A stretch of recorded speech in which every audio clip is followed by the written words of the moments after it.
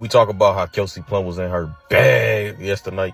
Man, she went crazy out there. Crossover, threes, even hitting push-ups. And she 21-1 against the Fever, so they can't even stop her for real. She was looking like Iverson. Step backs, drives, pass. I don't know, Kelsey Plum. When the Indiana Fever stepped onto their home court Saturday night against the Los Angeles Sparks, everyone expected a statement game. What they got instead was another episode of Kelsey Plum's complete dominance over this franchise. And this time, she didn't just beat them on the scoreboard, she literally ran over their players and mocked them while doing it. So this play right here is when they were trying to trap Kelsey Plum. And Kelsey Plum ended up kind of bowing Lexi over and then stepping over, like really kneeing her body, knocking her back, and then walking over her, fam. So we about to take a look. The Fever lost to the struggling Sparks 89-87, but the real story wasn't the final score. It was watching Kelsey Plum extend her absolutely insane 21-1 record against Indiana while getting away with dirty plays that would make even the most physical defenders blush. This wasn't just another basketball game, this was a masterclass in psychological warfare. Kelsey Plum now owns the highest win percentage in WNBA history against a single opponent with a minimum of 20 games played. 21 wins to just one loss against the Indiana Fever. That's a 95.45% win rate that's so ridiculous, it sounds made up. But here's what makes this even more infuriating. She's not just beating them, she's humiliating them in the process. Kelsey Plum is a baller. Azurá Stevens is a baller. She would fit perfect on the Fever with her ability to run the floor and spread the floor and her size. She'd be like, they'd be unstoppable with Azurá Stevens. And Kelsey Plum had some fun out there in this game, both at the expense of Lexi Hull, who she called a flopper on this play. The most disgusting part of Saturday's game wasn't even the loss. It was watching Plum literally push Lexi Hull to the floor and then step over her like she was conquering territory. When Hull tried to get back up, Plum knocked her right back down and walked over her like she owned the place. The referees, they acted like they were watching paint dry instead of blatant dirty play. Yeah, this one's more so of, she did bow her over, right? There she goes, she throws it out. Now watch this. She was already mad at the fact that I believe Lexi got a call for kind of falling back, getting a charge call. She was complaining to the ref. She's flopping, right? Which they're going to show that after this. But look, she literally, intentionally runs over her, knee her a little bit, just so her body can fall back over, bro. Oh my goodness. This is the same Kelsey Plum who dropped to the floor in the middle of the game and started doing push-ups to mock the Fever. Not one push-up, not two, 3 full push-ups while the ball was rolling out of bounds. She was literally trolling Indiana in real time, showing them that beating them was so easy she had energy left over for a workout routine. Meanwhile, on the other side of things, again, Kelsey Plum came to play. She was doing push-ups out on the floor. So, she was serious about showing out, showing off, perhaps just a little bit in this one, as you can see. 1, 2, 3 push-ups for KP. If you are enjoying, please subscribe. The incident with Lexi Hull in the fourth quarter was absolutely disgusting to watch.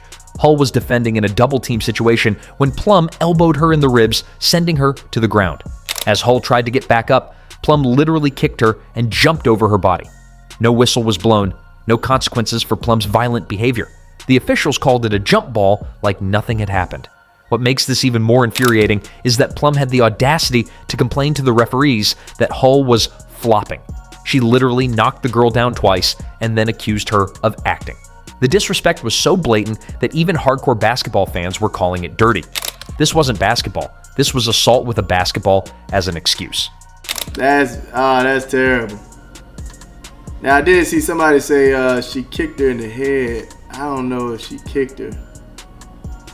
I can't necessarily see it right there, but she definitely ran into her on purpose so she could take her out of the play, man.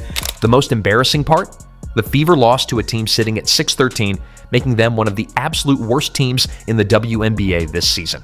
Before this game, the Sparks had only won 2 games since June 12th, both against the Fever. Let that sink in. The Sparks are so bad they can barely beat anyone, but they've turned the Indiana Fever into their personal punching bag. Caitlin Clark was desperately needed for this game, and her absence was felt in every single possession. Sophie Cunningham, Kelsey Mitchell, Aaliyah Boston, and Natasha Howard all played their hearts out, but it wasn't enough against a team they should have beaten easily.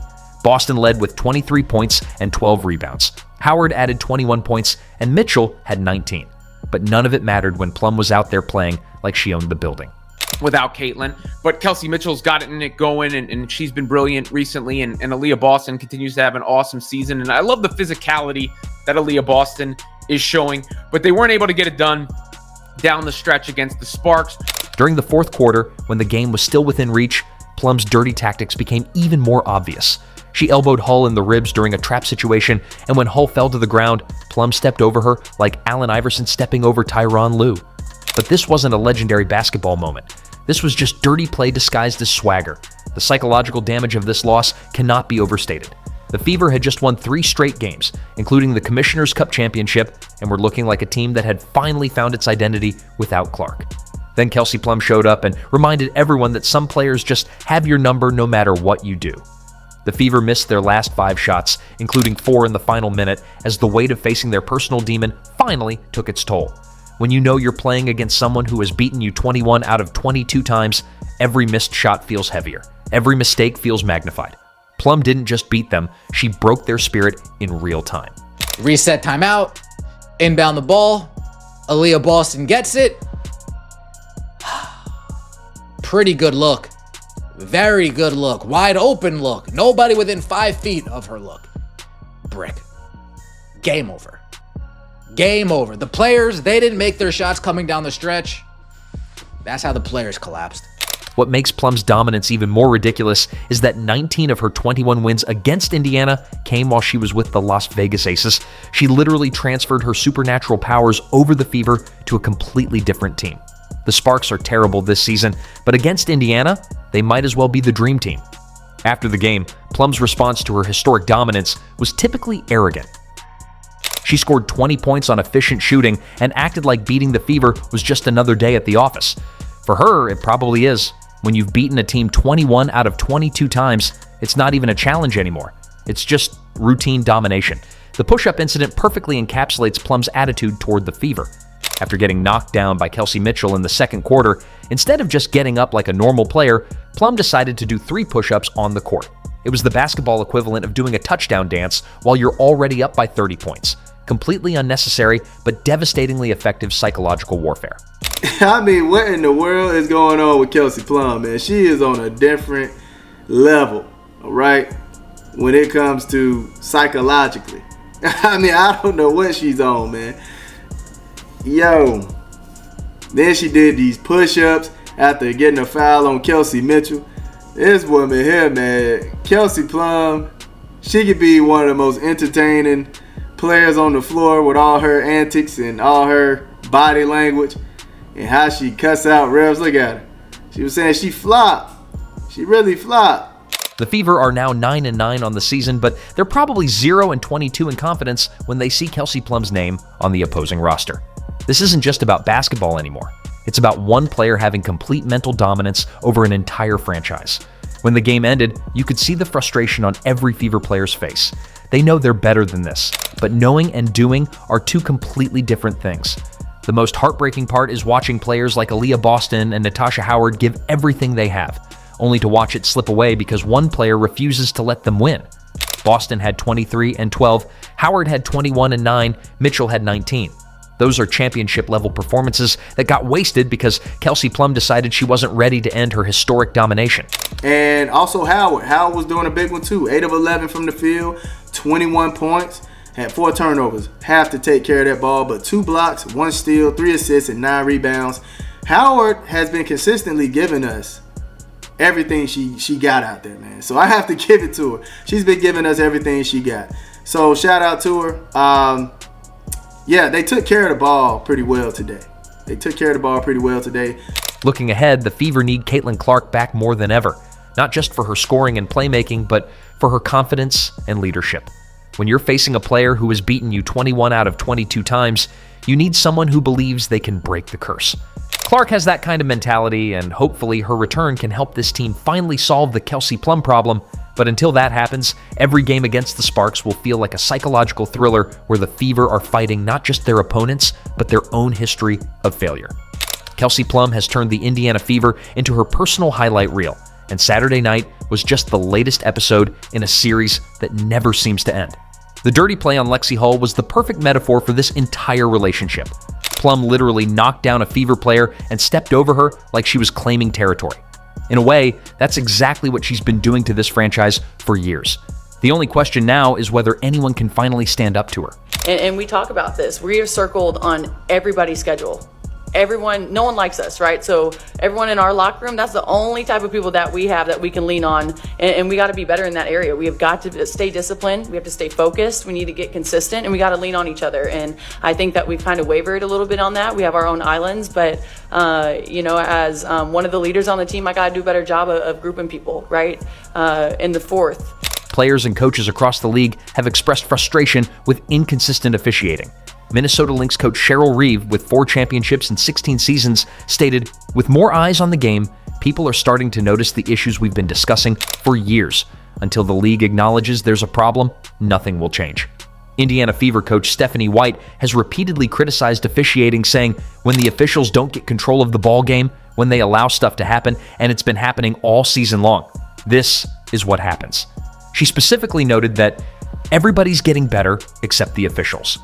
The inconsistent officiating creates an environment where players like Plum can push boundaries without consequences. When officials fail to call obvious fouls, it encourages more aggressive play and potentially dangerous situations.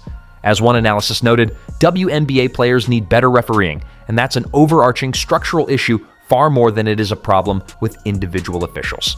And we've had a lot of distractions, you can call it, some injuries. Don't know who's playing. And so there's just a lot of distractions, but I think that's really good for us. Let's go through the adversity early. Let's learn from it. Good news is we're not going to peak too early. So, I mean, that's a positive. But I think it's not an excuse. Everyone's playing a back-to-back. Everyone has this kind of rough schedule. For us, we get another opportunity tomorrow, and we got to capitalize on it. Dallas is a team that's hungry for a win. The failure to call fouls on plays like Plum's contact with Hull raises serious player safety concerns. When officials allow players to kick and jump over opponents who are on the ground, it sets a dangerous precedent. The league's emphasis on physical play has created situations where bad officiating can completely alter the outcome of games. Despite widespread criticism, the WNBA office remains resistant to acknowledging officiating problems. Commissioner Engelbert's dismissive comments about officiating complaints suggest the league doesn't view this as a priority issue. This lack of leadership makes meaningful reform unlikely. Implementing NBA-level officiating resources would require significant investment in training, technology, and potentially full-time officials. The WNBA's smaller budget makes such improvements challenging, creating a cycle where poor officiating continues due to insufficient resources. The league has cultivated a culture that celebrates physical play, making it difficult to draw lines between acceptable contact and dangerous play. When officials are instructed to allow more physicality, incidents like Plum's contact with Hull become more likely to be ignored. For players like Kelsey Plum to stop getting away with questionable physical play, the WNBA needs to make serious changes to how the game is officiated. It starts with better training and resources, bringing in full-time referees who receive consistent instruction and have access to improved replay technology. This would help reduce the kind of inconsistency that allows certain players to push the limits while others get penalized for less.